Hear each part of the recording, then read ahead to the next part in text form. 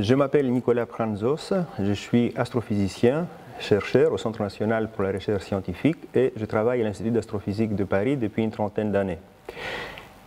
Quand j'étais jeune, je voulais devenir astronaute. J'ai été influencé par mes lectures de science-fiction, mais j'ai rapidement réalisé qu'il était plus difficile de devenir astronaute que, par exemple, le président de la République. La preuve, c'est que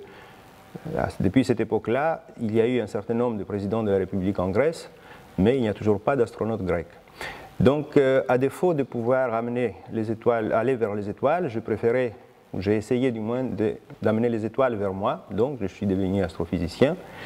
Et j'ai eu la chance, durant ma carrière, de travailler sur un des sujets, un des triomphes de la physique du XXe siècle, à savoir l'origine des éléments chimiques dans l'univers. On sait maintenant que le calcium de notre squelette, le fer de notre sang, l'uranium des réacteurs nucléaires, ou l'or, ou l'oxygène qu'on respire,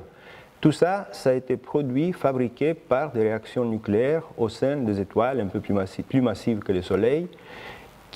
par des réactions nucléaires, les mêmes réactions nucléaires qui assurent la luminosité des étoiles. Et c'est la mort de ces étoiles qui permet à ces éléments de se répandre dans les milieux interstellaires et par la suite de former de nouvelles générations stellaires de planètes et éventuellement la vie. Donc il s'avère que la mort des étoiles est nécessaire pour que la vie apparaisse quelque part plus tard. Et depuis, j'ai continué à travailler sur tous ces sujets, l'origine des éléments, l'évolution des éléments chimiques depuis le Big Bang jusqu'à nos jours, avec toutes les observations, toute la panoplie d'observations que nous avons à notre disposition avec tous les grands télescopes aujourd'hui. Je suis ravi de participer au projet Out of the Atmosphere parce que je réalise que, même si j'ai fait pas mal de vulgarisation durant toute ma carrière, même s'il y a eu des projets qui essayent de toucher le grand public à une échelle assez grande,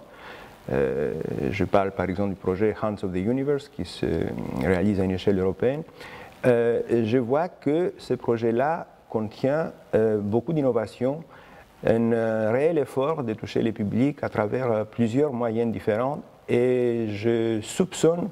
qu'il y aura le succès sera à la clé. Donc je suis content de participer à ce projet et je souhaite bonne chance à Out of the Atmosphere.